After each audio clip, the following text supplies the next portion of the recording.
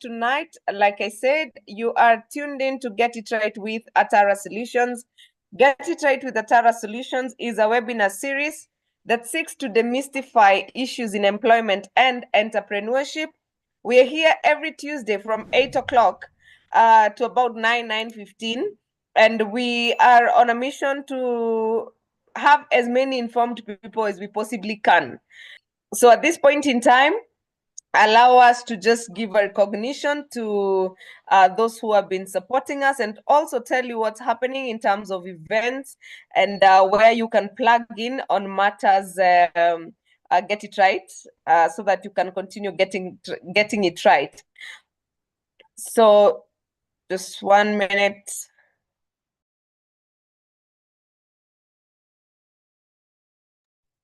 Right. So we have Nile Front cottages. Nile Front cottages are cottages located in Jinja, Uganda. Nile Front cottages have the most amazing views. Please don't just think about going to holidays around here. Just drive down to Jinja and get to enjoy the views. And then it's near where Lake Victoria meets River Nile. So the views, the fish, oh my God, it is just out of this world.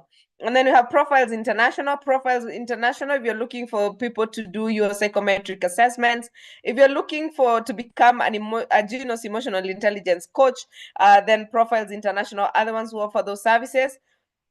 We have K-Square HR Services. K-Square HR Services are our partners in Kigali, Rwanda. K-Square HR Services, if you're looking for HR services around Rwanda, Kigali, then K-Square HR Services will be able to support you. Please don't, if you have a workforce down in Uganda, in Kigali, if you are operating in Kigali, need support in Kenya, we are here for you. If you're in Kenya, need support in Kigali or any other part of the country, and you need, or rather, of the world, and you're looking for support in HR around Kigali, then K-Square HR Services would do that for you. And then we have Steadfast Quality Solutions. Steadfast Quality Solutions are our partners in Kampala.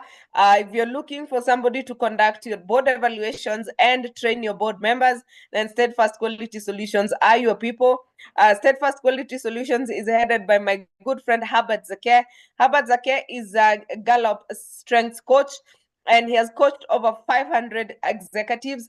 Please take advantage of the sessions offered by Zake. If you're looking for a coach, then you can get in touch with Herbert Zake. We have AAR Insurance, AAR for all your insurance needs. We have Hotel Sapphire, a hotel located in Mombasa. If you're looking for a place to chill, they have beautiful conference facilities, by the way, and their food is really, really awesome, and it's right in the heart of the Mombasa city. So please visit Hotel Sapphire for just get to enjoy yourself. And then we have Tufaha Resort. I'll be telling you more about Tufaha Resort, which is located in Nanyuki. We have Panessa Training Institute, an institute that offers carpentry and joinery sessions. If you're looking to become an expert in working with wood, then Panessa Training Institute would be the best place. We have Port Sacco for all your Sacco needs. And then we have Sotet Kinyumbani, the only place in Nanyuki that sells mursik. They also serve local delicacies, and you go there, their vegetables are so fresh, their meat, oh my God, their food is just out of this world. If you're around Nanyuki and you're wondering where to have your lunch or dinner, then visit Sotet Kinyumbani. Then allow me to okay, so yes, I told you I'll tell you about Tufaha Resort. We are heading down to Tufaha on the 12th of April from if you're coming from Nairobi, transport is about 3,000 shillings. If you are around Meru, Isiolo, Nyeri, and wherever it is you want to come from, then please join us at Tufaha Resort down in Nanyuki. We have Get It Right with Atara Solutions, a road trip edition. We will be learning, we will be having fun, and we're going to be really enjoy a weekend out of Nairobi. So this is going for only 4,500, which is for conference and dinner. If you're looking for accommodation, please get in touch with us, and also transport. We can always organize something. So please don't be left out. 12th of April, it's a date. And then have been invited to a 3-day summit at Trademark Hotel for all the ladies under What Women Want. And for the 3 days, tickets are 3,000 bob. And then for 2 days, I think tickets are 2,000.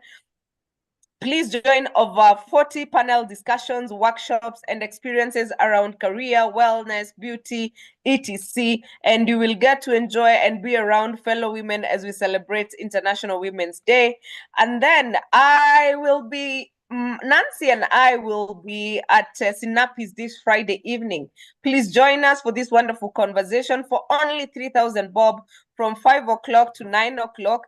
And this is going to be a conversation around accelerating action, and we are going to be talking about collaboration. We are going to talk about how you can shed old feathers. We are going to also be talking about how to power healthy networks and growing your own tribe. So please join us on Friday, Friday from 5 o'clock at Sinapis in Westland for these wonderful conversations with wonderful women this Friday. For only Kenya shillings 3,000, you get to interact and network, learn as you enjoy the strength you are building around your community. All right, so I think that's it for recognition. And at this point in time, today we are discussing an important topic that I think is very, very pertinent to all of us. And I know quite a lot of people are going through this in silence. Actually, some people don't even talk about the fact that they have to leave office and rush to hospital to look for to take care of somebody. Some people don't even mention that they have to travel every weekend because they're taking care of a loved one. So I think today is an important topic to just touch base on how you can take care of yourself. And with us is none other, I think she's not new here, is Nancy Karibiru. Sorry, I have a cold. Nancy is the CEO at Hisia Psychologist Consultants, and she will tell us more as she engages us on how to take care of ourselves as we caregive or take care of others. Karibu, Nancy. Asante sana Grace. And I think we need to meet for coffee sasa ndio ikue automatic. So thank you so much for this opportunity and for everyone who has tuned in to the conversation that we are going to have. We are talking about caregiving, something that a lot of us are tasked when we are thinking about black tax, you know, in one way or another, we end up being caregivers because we have aging parents. When you have growing children, you still are a caregiver.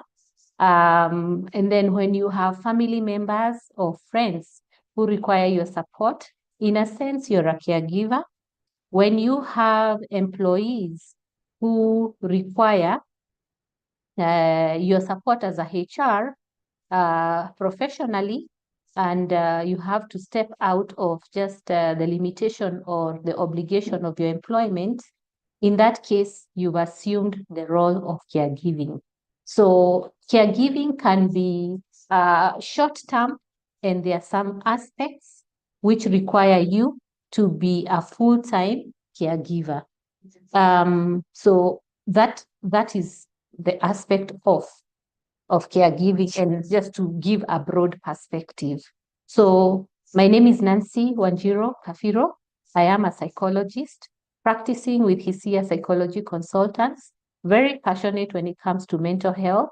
We have made a remarkable impact to over thousands of individuals and families and organizations through empowering them to be able to stand on their own when we are looking at mental health and understanding the nitty-gritties of how to ensure you have healthy well-being. So with that said, let's jump into it. I had expounded a little bit, but in this case, there is an assumption of a caregiver being a person who only takes care of old or aging population.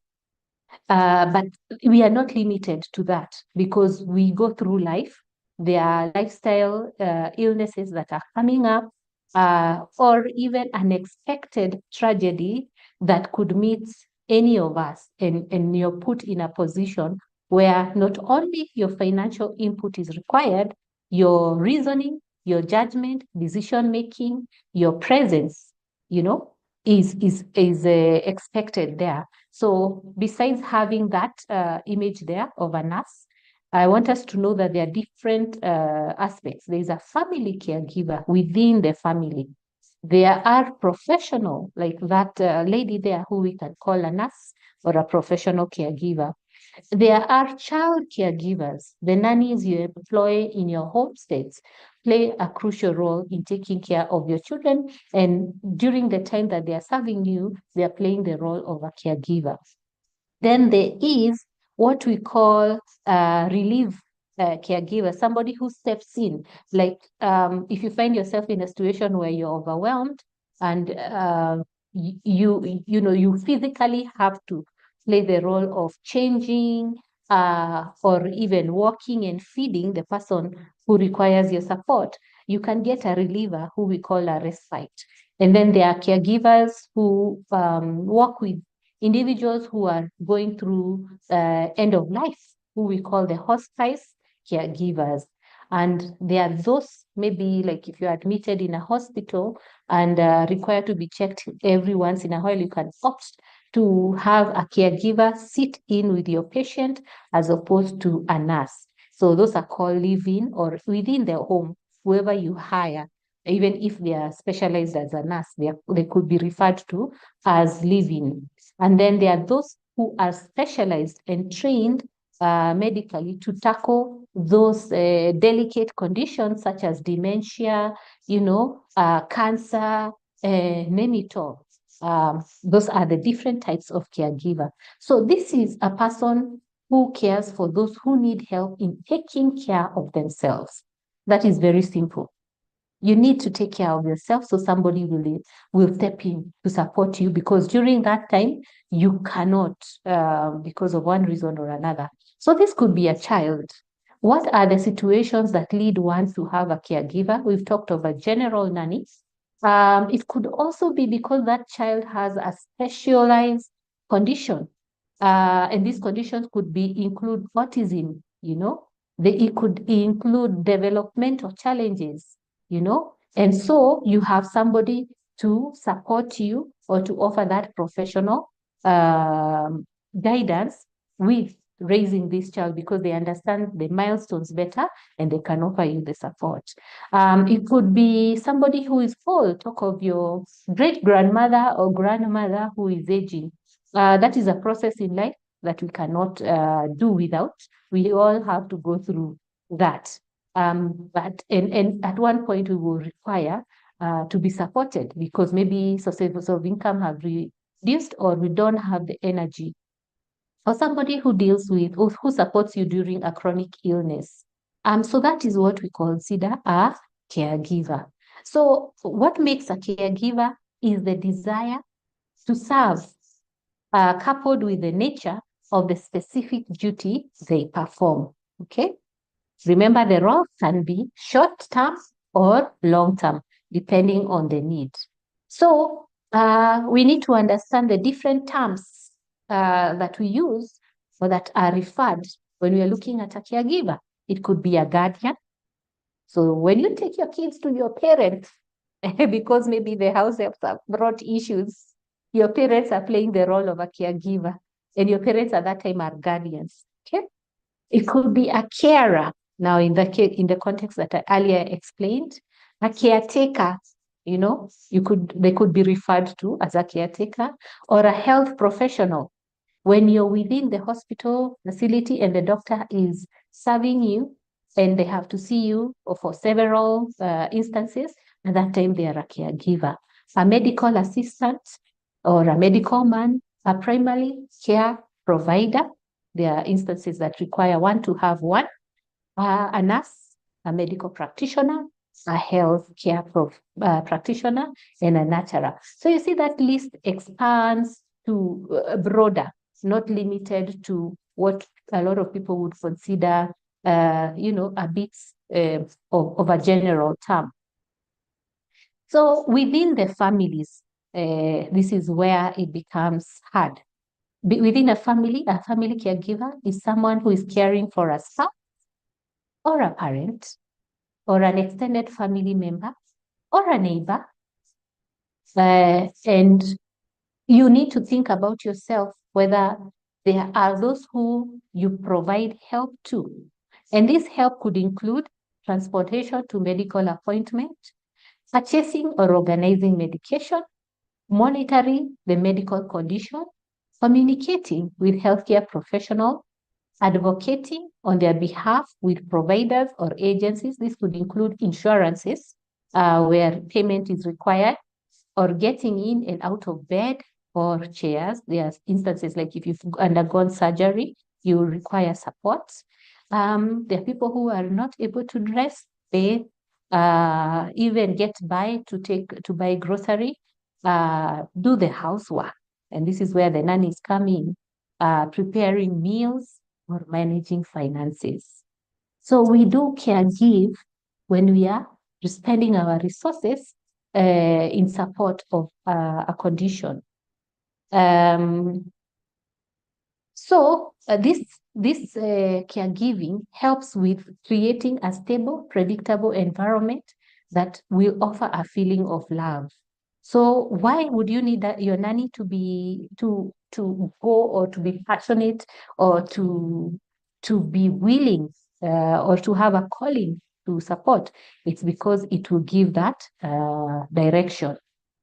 So no one is exempt of being a caregiver in this case, because in the world and in general, there are only 4 types of people.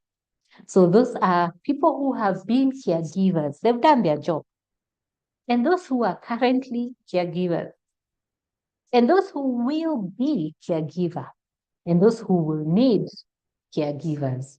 So this topic is relevant and applicable across the board because caregiving is universal. And this was said by Rosalynn Carter, who was a former First Lady in the United States. So when we are thinking of caregiving, I want us to envision a 3-legged stool that has to function, where caregiving is not one person's role. It requires the support of the other 2 to be complete. So you have a family which serve as one leg, and then you have the professional as the other leg, and you have the recipient of that support as the third leg, okay?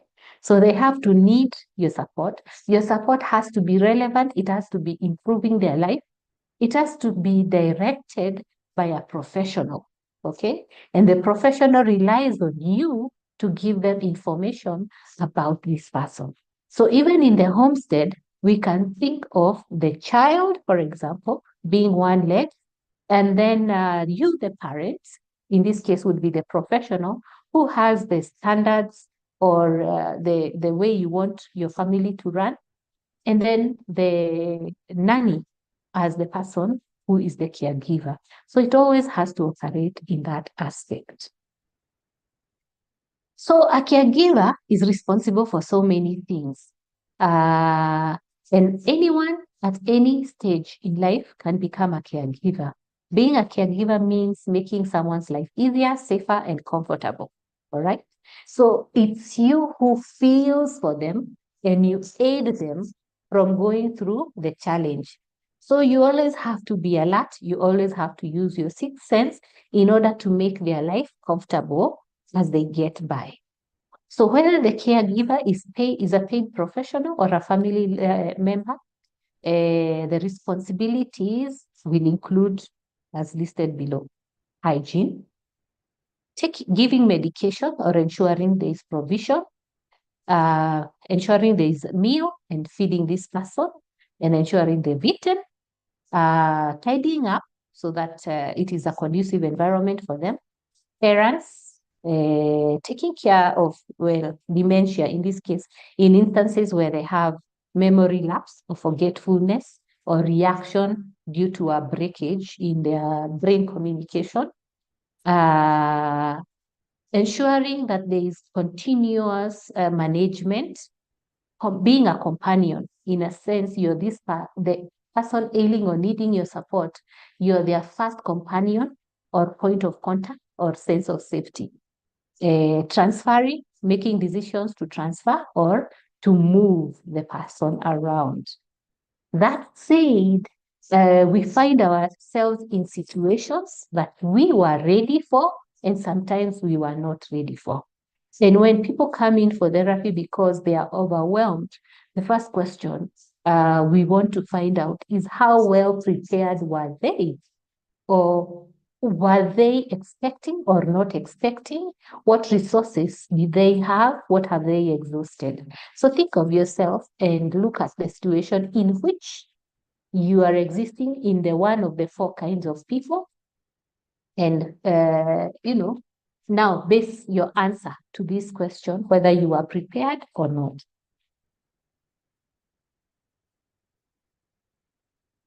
So we find that people who are caregivers are not able to ask for help, and people who need the help find it hard to ask for help. So here there is a saying where asking for help is the most meaningful example of self-reliance. I know we've talked about self-care before so many times, but in this case, we are looking at self-reliance. Knowing when you're not able to meet a need, and understanding and quickly asking for a solution or airing it out there so that you can be supported. So that is the most meaningful example of self-reliance. And then while you're in your situation at that point, you need to have some sort of hope because impossible situations become possible miracles. So what are we saying here? We want you to have a positive outlook in your condition and with the person giving you the support you require. That way it is easier to navigate. So the task of a caregiver is just not simple. It is an unprescribed or described, it comes without a JD, because it is the human in you who is usually to step in at this point. So being a caregiver means that you're able to create positive experience for the person you're caring for. It means that you're able to make their daily activities possible and achievable. It means that you're able to stay sharp and use your sixth sense, okay? It means that you're capable of loving yourself in order to love others, filling your cup first and being able to fill other people's cup. How do you fill your cup? Staying informed, all right? It also means in some aspects being selfless, okay? Because there are conditions or people or situations that will require you to step in and maybe forfeit a few things here and there. And that is where I know there will be a question or a concern of how do I navigate that my life is happening? I am employed and required to show up at work. I am taking care of children.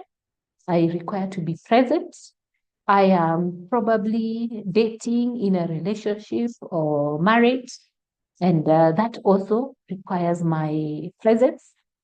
And as a person, I have my own life that I will continue to have. So if you have a question around that, please send them. I will tackle them towards the end of the presentation. So it also requires that you're selfless. With that said, since there is no definition, you have to create your own definition of how and what you can engage in as a caretaker, as a caregiver. We have a lot of people who experience burnout, and we call it caregiver burnout. So caregiver burnout is when this person who is providing care experiences emotional, physical, and mental exhaustion right? With exhaustion, I want you to think, let me give an example or an analogy. I want you to think of a car that started a journey at full tank without a clear destination, and it continues to run until the fuel runs out. And where the fuel runs out, there are no fueling station. And because the destination was not clear, you just continued with the journey because you were expected to go on a journey.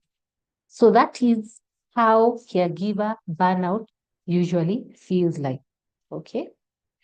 Another way you can tell that you're going through a caregiver burnout is when you are outside of the work or the situation, you experience flashback because of certain traumas that you have witnessed, such as medical emergency. Did you see that person convulsing, gasping for air? How was that? How was it responded to? What did you interpret it or perceive it to mean? Did you see that person getting to maybe near death? Okay. Or was it a traumatic accident that you have had now to become a caregiver of? Did you see it when it was happening? Or did you find it and you decided to support natural human instinct? And so you have flashbacks when you are away from that.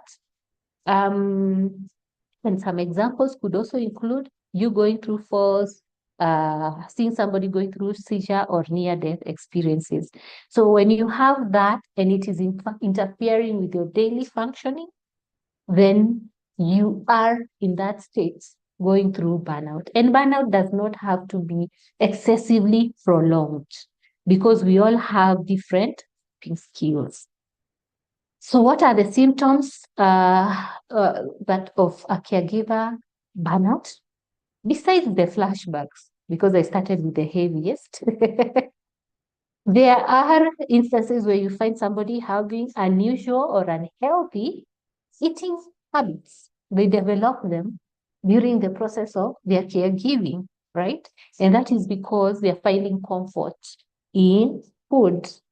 And they are going through overwhelm, but they cannot fully be able to tell. So I want you to observe or think of someone who is a caregiver, that firstborn somewhere. We know the firstborn, say, that secondborn who is the one who takes care of the emotional need of the family. Think of them. Do they have unhealthy eating habits? And think of yourself. Have you had unusual weight change or gain? Right? Unusual. And are you taking care of someone? Having poor sleep quality, because of course, when you're having the flashbacks, you will have interfered sleep. Are you feeling tired, lack of energy all the time? Are you feeling down and unhappy? So this feeling of down and unhappy could feel like it's a cloud over you that is heavy and pouring and it's dark and gloomy. You could be feeling stressed and easily irritated. So are you snapping out easily, or situations annoying you, you know? Are you having failure to maintain social commitments because of the commitment you have in terms of your what is expected of you? Having lots of interest in work or work-related activities, in that you're not able to complete a task because your mind is not there, or you're fully tired. And when are you neglecting physical symptoms because you feel that you're not as important, or that you can handle, that one who you're taking care of is the one who requires medical attention. So you will get flus, you'll have stomach aches, or you will have headaches, and you're neglecting those symptoms because you feel, let me do what is expected of me for them. Mimi, I'm a soldier. So those are symptoms of burnout. And there are more symptoms now besides that. We have caregiver who go through emotional trauma. Remember, you shared love, or there is a connection that grows when you're taking care of someone. Okay. But there are times where there is a lot of enmeshment and one is not able to tell the boundaries, or you lose focus and goal and fully immerse yourself on the need of this person or them getting better, which is a good thing, but there's only so much you can do. It's good to understand you have limits as a person. So when you see someone suffering or deteriorating, it can eat into you. When you see someone helpless, and the medical interventions are failing, it can drain you emotionally. And if you are experiencing grief or anticipating a loss because of the state the person you're taking care of is in, you would be going through what we call an emotional trauma, a distress. And it is something you will live with. You go through grief cycle, yes. But in most instances, we have people who don't seek support going through complicated grief. Then we have physical and mental exhaustion. So I talked of the symptoms of no energy at work, and sleep interference. Then there's also inability to juggle responsibility that one would have. So you might tell, or you might say, I'm going through my mind block, or I'm not able to, think and be as productive as I would have wanted, or as I used to be. And you might not even understand why that is happening. It could be because you're exhausted in this case. There are times that even simple solutions will not automatically come to you because of how you're mentally or physically exhausted. Then having health issues, stress-related health issues. I talked of health, headaches, high blood pressure, depression. We talked of the symptoms. Another symptom of burnout is when you're going through financial struggles, because providing for means that you're forfeiting either a present need or a future goal that you had as a person to meet the need of that situation. So you might end up sacrificing work opportunities or income in order to provide care. You might be dealing with financial burdens. We talk of medical bills, special equipment, or home modification in order to make it, conducive for the one who is ailing. And in this case, this is where we say you need to be fully prepared, or you need to be forward thinking and mitigate certain measures, especially like if your parents are retiring and they no longer have an income. You can plan your finances such that you save in advance to put them on a medical cover, so that in case of a situation that is beyond you, it does not strain you financially. Because people who get blocked with the financial struggle, end up blaming themselves, feeling like they could have done something better if there is an instance of loss. Then you miss out on opportunities when you're a caregiver, because in a sense, your life stops. So you become socially isolated. So you lose touch with friends and family. So here I would like people to stay alert and create a communication tree or network where your support system understands what you're going through, or we learn communicate that you need support. And then because of exhausting your mental capability, one may feel like no one else can understand their struggle, so they may keep quiet. Another reason for social isolation is stigma that are associated with the condition of the person who requires your support. Like if a parent is going through dementia, there are people who don't want everyone to know, or they don't want to share that. If you have a child who has a developmental challenge, you find that there are people who take themselves away from what used to be their social support, because now this is a new thing and they don't want to feel exposed. In a sense, they blame themselves. It's not healthy, and you can always recreate a support circle. Then there is an aspect of grief and self-doubt that a lot of people will go through. You might feel guilty for not knowing, not guilty for not stepping in, guilty because you are frustrated, or feeling guilt for wanting a break. Okay. Regretting decisions you made earlier about your decision, your loved one, or feeling like you're not doing enough, or like other people are not doing enough. Okay. And here we call for understanding what is healthy, healthy expectation, and what is unhealthy expectation. Okay. Still going back to your cognitive reasoning.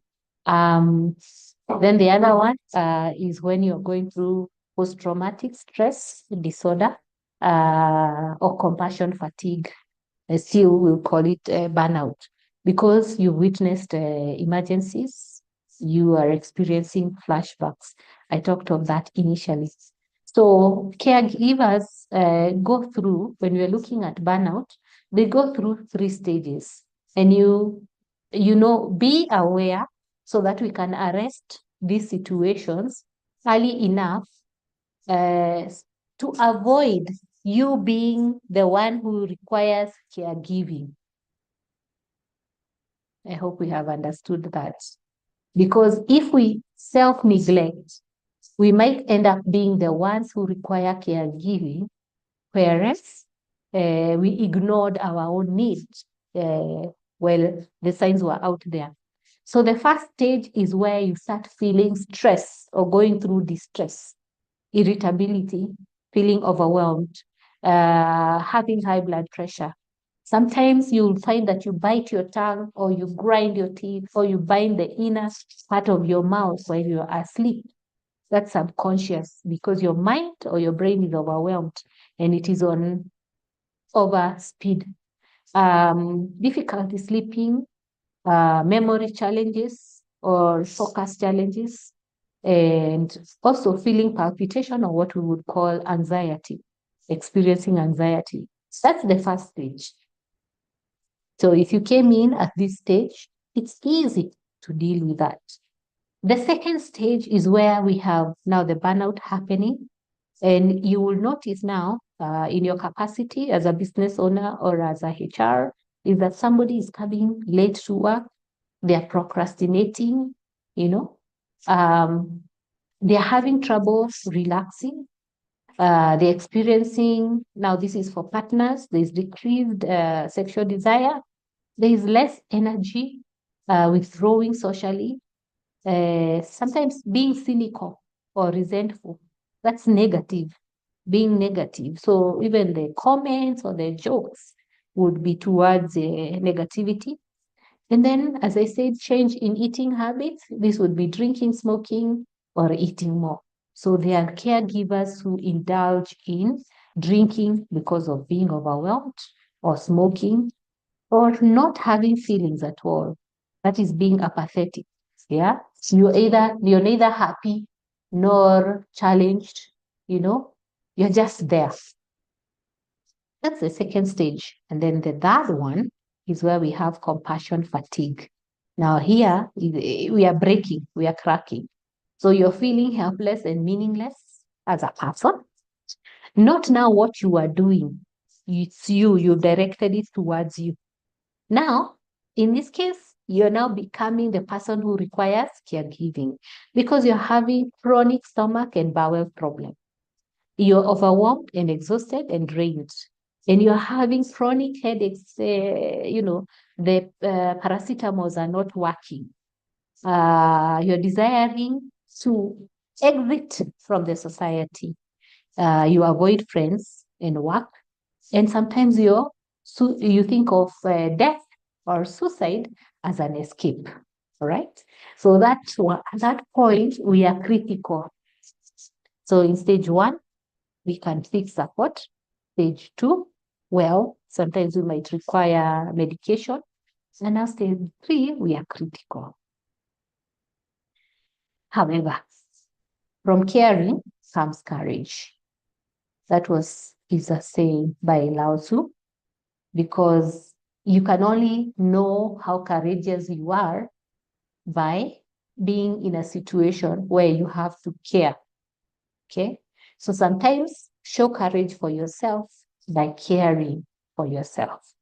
Understand your needs, understand your goals, understand your objective, start being decisive or firm. Because if you're the breadwinner, for example, in a family, you're required to continue keeping your job. So if you have to miss work in order to take care or step in, there's a compromise. So courage is understanding the role you play or the requirement you have in that case. So I will invite questions, then we can proceed to the next things. Grace?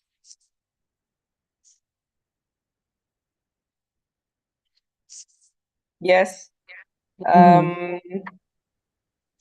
There's a question on the Q&A. Somebody saying, why Mhm. many caregivers, especially those who are not professionals, are Mhm. determined with their job, especially the housemaids, Mhm. are determined. I am not sure what that question is. Are determined. I am not too sure. Oh, mhm. Then Peter is Yes. saying, how do we stabilize emotional imbalance of the traumatized caregiver? Mm. Okay, let me tackle those two. Traumatized caregiver. So with the, you see, sometimes when you're looking at the nannies or the house helps, that job means survival for them. Okay. So they could be determined or they could even overexert themselves while at work. Remember, while they are working for you, they don't have a social life. So even marriage, if they were married or getting married, you know, those are stages somehow that they overlook. So they could be determined because from where they come, they are also expected to provide financially. Okay. And that's why fair pay for employees is important so that they also meet other needs or expectations. If they are not able to meet, they will end up being a problem to you. They may insist on staying, but they are not being productive. So we have to look at a win-win.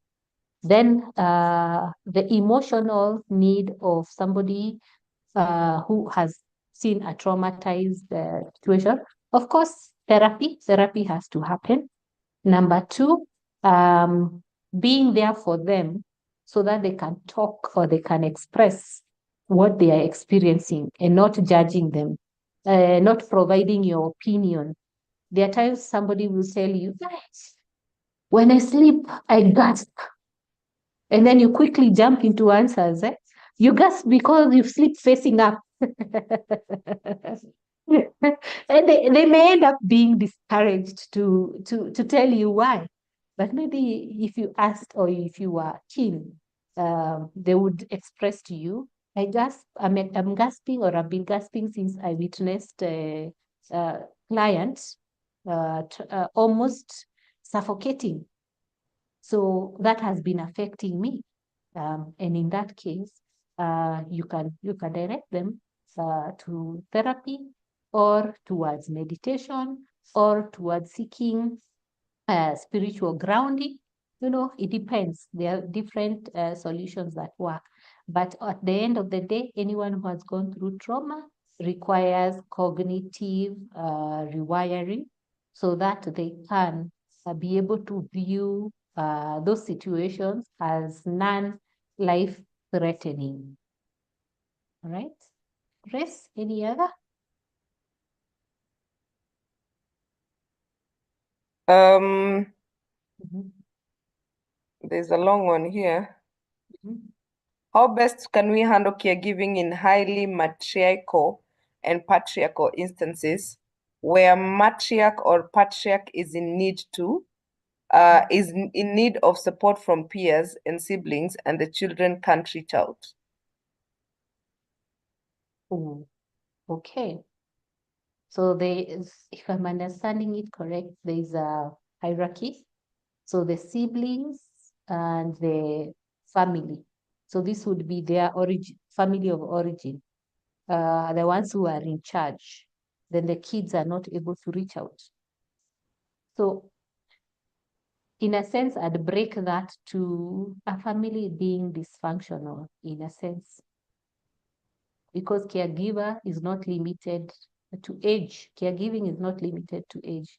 Everyone can, Nancy, yes. I'm thinking it's probably the African setup where your father needs to be taken to the toilet or needs to be washed, and you as a child is against what do we call it, cultural norms to get that done. Yes, Mm. I think it's in that line. Well, then I'd say, in a sense, your psychological, emotional well-being comes at play here. So if cultural norms, if you went against that, you would be in conflict with your emotional, psychological need, then being comfortable to ensure that somebody around that age of your parent is available to offer that support, or a professional, if it is a nurse or a practicing caregiver, there shouldn't be opposition. So learn or understand when to introduce professional, and also understand the limits of culture from you as an individual. Being open to that things can be done, and giving insight where your insight is required. That would be the response, but they can let me know if they feel satisfied. All right. And then that Wafula is asking, is there a law covering the whole matter of caregiving? It's a profession. Caregiving is a profession. So that's why we have professional caregivers. And I think they have a regulation. I don't know about the law. If anyone does, please educate us on that. But at the same time, because we are human, you cannot ignore when another human requires your support. So when you become a caregiver, it is important to get some training or some level of insight so that you can handle burnout, so that you can take care of you as a person. You can continuously understand your own needs so that you can be able to operate on certain boundaries and have a structure, okay? Because for caregivers, we tell them that they have to have a communication tree. And a communication tree means that when you're giving out information, it's not only to one person, it goes across the board to the relevant family members. So you're not carrying the burden by yourself. So, and it means that the information you put out is the same. So open a WhatsApp group communication, send email that can be picked up, that have a support system. Communication should be in that aspect. And when information is coming to you, it's also coming to you from all those sources have converged, and then you can be given the information or requested for an adjustment here and there. And Nancy, there are two people or three who are asking, how do you handle compassion fatigue? Yes, it's part of compassion fatigue comes in when you've been taking care of people. So what's your limits as a person? Are you self-aware? Because a lot of empaths end up with this. Are you self-aware? And then who aids you? Okay. It's good to have a schedule. So that, because if you're caregiving, it's a job like any other. You cannot work Monday to Monday nonstop for 6 weeks without getting exhausted. At one point or another, you need to step out. So have a social life, have your own family supports, be able to communicate outside of the work, maybe with other people who are in the same profession. consult with a medical practitioner even when they're coming to see this person about how you're feeling, so that they can alert you on what probably you're not able to see. Take holidays, take some time out, travel, disconnect, exercising, knowing that I start work at 8. So before 8, I probably need to have gone for my run or for my walk. Try and have a normal life outside of that need that you have. We say too much of something is, monotonous, and monotony can lead you to that. And then there's a question on, okay, this one maybe needs to come and see you. He or she is saying, I find myself as a caregiver, as a young, I've lost it, as a young single parent for my mom, shouldering responsibilities of her and all my siblings. I don't know how depression looks like, but I feel like I'm drowning. Yeah. Okay. Thank you for asking that question and also being aware of how you're feeling. And we find the words to describe what you're going through. So depression, I remember I shared that image. Depression feels like a heavy cloud above your head, that is pouring on you. So you feel stuck and there's nothing you can do. You feel that there's nothing you can do. So you will notice that your sleep patterns are a challenge. You'll notice that your eating habits have changed. Maybe you're not eating, or maybe you're eating excessively. Sleep pattern, I mean, you're sleeping too much. You don't have energy, okay? You're feeling tired or lazy. You're feeling like you have a certain fear, but you can't put your finger to it. You might be feeling too exhausted that you want a way out, and that in that case, maybe planning to end your life because you're tired. So yes, it is a point of concern. And depression, those are some of the symptoms of depression, and it is possible to get out of it. And to give you clarity, between the point of being healthy, if it is at 0 days, and the point of severe depression, takes about 14 days, 2 weeks. Okay? So if you have been at it for long, then we are talking of you having cycles of depression. And the next time it hits, you will not feel it at the same intensity. It will be at a higher intensity. So the level of helplessness will be at a higher intensity or because of a heavier situation. So we say seek help earlier so that you're equipped to know, to avert, and to deal with, or to support yourself, or to live a healthy life, so that you don't end up being the one requiring caregiving. And then before I allow Selena to speak, Selena, we're coming to you shortly. There's somebody here who is saying, I have lived with my bedridden 87-year-old mother for 2 years.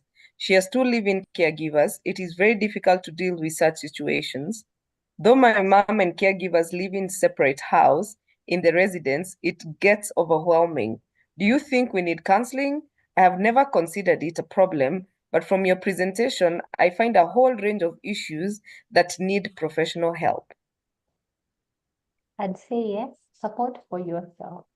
Start with yourself, then we can move to now the other support individuals for your parents.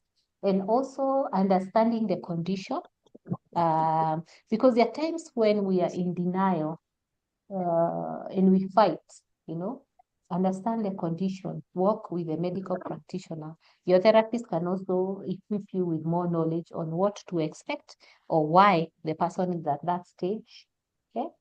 And how to journey with them, what can be done to improve their situations. There could be other recommendation of other professionals if the situation is improvable, right? Or how we can maintain their normal functioning so that they enjoy the days that they have, feeling normal and not feeling like a burden.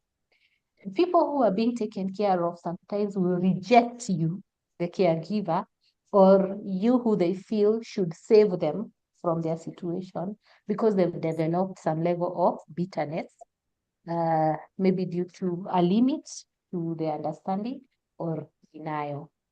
So yes, it's important to seek therapy so that you're better equipped to support them. And you as a person, for you to live a happy life. You could be guilty of choosing a certain maybe luxury, making your hair. Why are you making your hair? Maybe when you're expected to do ABCD. But you need to look good in order to feel good, in order to be good. Okay? So therapy will help you with such things. Nancy, somebody is asking for your contacts. Maybe you can put the slide with contacts or you can share on the chat. Selena, you can go. Okay, are you able to hear me? Yes, I Loud can and hear you, clear. Selena. Okay, I just wanted to share my experience. I became a caregiver of my mother for about 12 years. I will not give details because of time factor. Yes. And after a very long time, my energy started going down. And I used to pick her. I realized I could not pick her. I could send people now to do that and all that. And when she passed, yes, I wasn't recovering. That was the problem. I wasn't recovering. I continued going down. I stopped. I lost interest. I could not go to join other people in any functions. I could only go to work because it was mandatory. Yeah. So my mother had told me to always pray and all those things and listen to the radio Aumini. Yes. Then, so in that process, I called the priest because he's also a counselor. And he counseled me and he prayed for me, and that problem partly went away. That year, I also lost my brother-in-law, so the problem was compounded. But then what was the most, one day I was a teacher, I was marking, and I found a colleague also marking. I didn't know her. We shared experience. And she said that her classmate had died because she had nursed her mother and went into depression. So I was very shocked that I could have actually died myself. So it's not a joking matter. And if I had not known symptoms of depression or had the help, because I went out to talk to a professional, I would have, it would have not been a good situation because I just was going down. The other thing I wanted to share also is that there are some things we are looking after people, but we are not able to reverse the situation, yet the situation is very reversible. For example, dementia. We have a product that treats dementia in Kenya here. Within 1 month, dementia is gone. I am surprised that it is the third leading cause of death, even in the US. So we have what we call naturopathy or holistic healing. Some people use herbs, others use food, and so on. But it's things like the diabetes, the arthritis, which I handle so many times here, they get reversed by just improving on using it, like I use food. So I want to say that again also, let's be open-minded. I will post here a video on medicine and so on, just to help us improve our knowledge.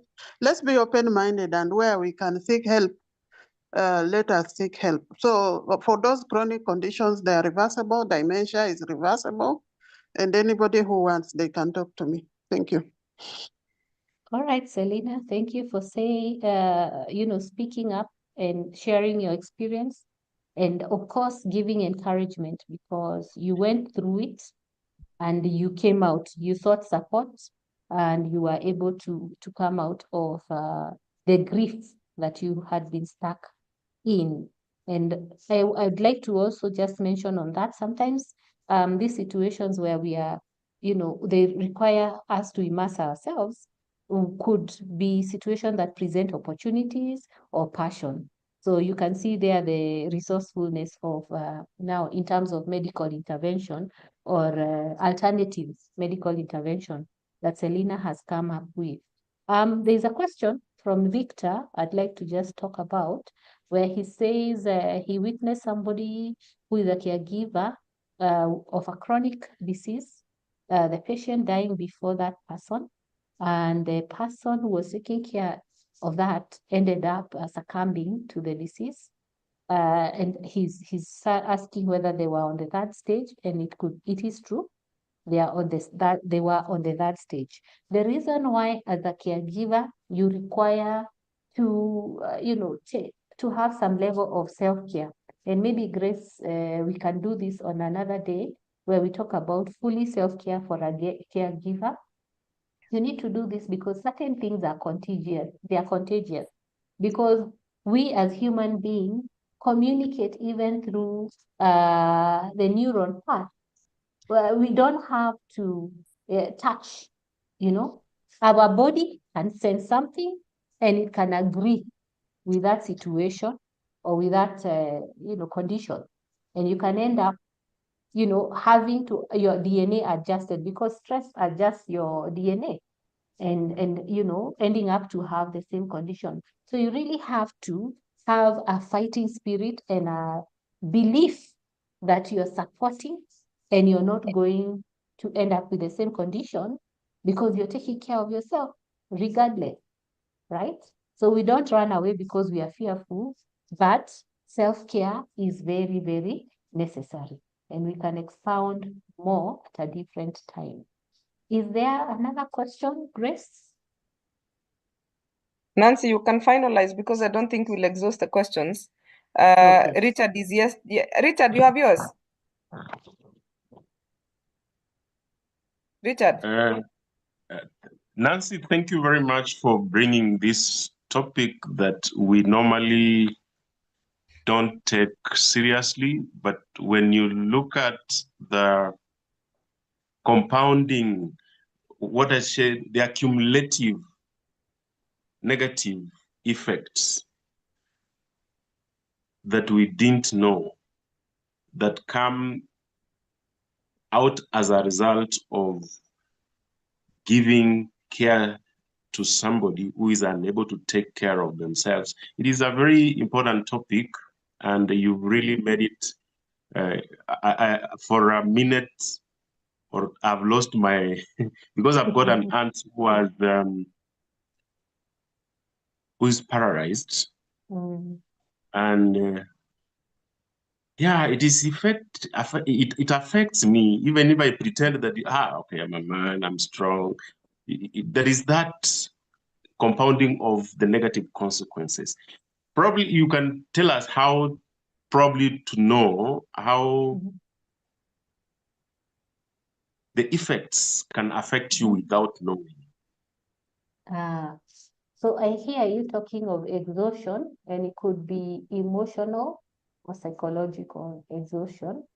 And as much as you care and you love maybe your auntie and anyone else who is listening, it's important to know how much you can give and how much you cannot, right? And when you feel that you've reached your limit in terms of the care, tap into yourself.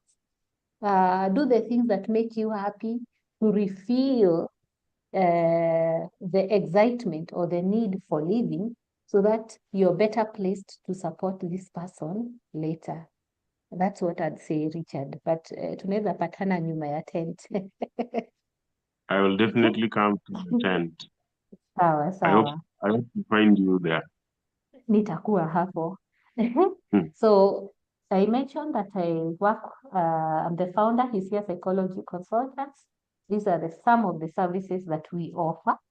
I have been putting that there. We have a service delivery approach, and I'm sure you can tell about that. And I'm inviting all the ladies who are in the house to this event. Next year, we will have men coming.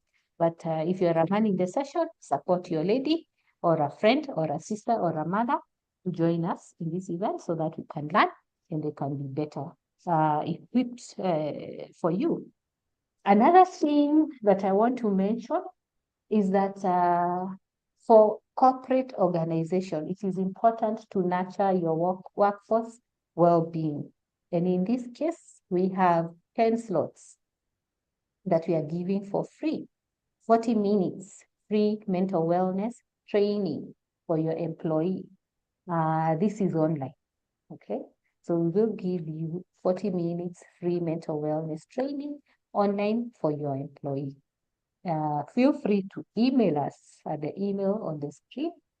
Grab your chance, right? Then we are going to schedule and support you so that you have a workforce that is productive and you'd have invested in their mental health and your business will thrive. So contact us for that. That's the giveaway. So those are our other contacts, and I had shared my personal contacts on the chat. And so you can feel free to reach me, but because I could be occupied, be comfortable to text or send me a WhatsApp when I'm not able to pick. And we will be happy to offer you the support. Asanteni, over to you, Grace. Thank you, Nancy. Agnes Wanjohi, your hand is up for a while. Tell us.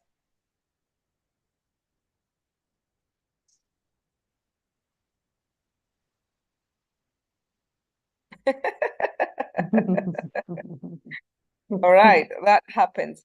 So this has been quite interesting, and I see some people on the chat are also agreeing on even thinking about the fact that they needed to take care of themselves. Sometimes we end up taking care of everybody and forget ourselves. So thank you very much for your input. Nabutola wachana na siasa. We shall have men next year. That is what Nancy has said. This year, allow us. I know you want to come and hear me speak in your defense. We shall welcome you next year. So I just want to say thank you very much, Nancy, for always being here for us. We appreciate you. We appreciate the partnership. And for all of you, if you're looking for a therapist, if you're looking to learn more about mental health, please, he's here, will always deliver. You've seen, imagine if she's delivering online. Can you imagine if it's a physical session? And of course, besides the 40 online ones, the others are paid, just so we are clear. Yes. Has bills to pay as well. So Mm. please make sure you take advantage of the offers as well and get to learn more. But Nancy, maybe your final parting shot. You are as important as the person you're taking care of. So invest in yourself first. It is not selfish. It is a necessary thing to do. When your cup is full, then you have excess to share. So all the time, we require to ensure that our cup is full. And if you need to assess how adequate the resources you have, be they emotional, psychological, or physical, or financial, towards a situation that requires or is changing or life-altering, consult us. Consult us at TCS Psychology. We will give you the right direction, and definitely you will come out with a positive outlook and enjoy life. Thank you, guys. Bye. Thank you, Nancy. Thank you so much. I think Jacinta has shared the WhatsApp group. Kindly join. We will be sharing the link, or rather the recording there tomorrow, and the link of the upcoming sessions on Get It Right with the Tara Solutions. I want to say thank you for joining us tonight. Thank you for your time. Thank you to our partners. Thank you, Nancy. Thank you, Richard. And thank you, Catherine Sidandi in absentia, and the entire team at Atara Solutions. You guys are awesome support, and I cannot be me without you guys. Who is the caregiver between me and my people? We caregive for each other. Richard, I am your caregiver. You are my caregiver. That's symbiotic. Yeah, that is very symbiotic. So thank you so much for being here. And Nancy, asante sana. By the way, you guys, Nancy is my personal therapist as well. So I bring you people I trust. You can take advantage of that, and I'm sure you'll be served and you'll enjoy the services. So thank you so much, and we appreciate you. See you next Tuesday. We shall be discussing cervical cancer next Tuesday. It is that week. It is that month. We are focusing on us and how we can be.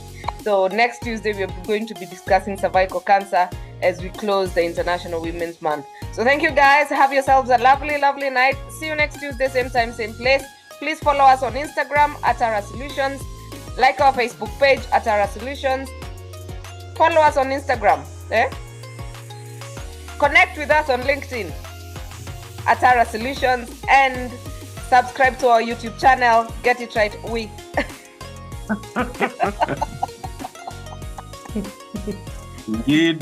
Indeed. Thank you so much. Thank you guys, and have yourselves a lovely night. Bye. Victor Erokamano. Okay.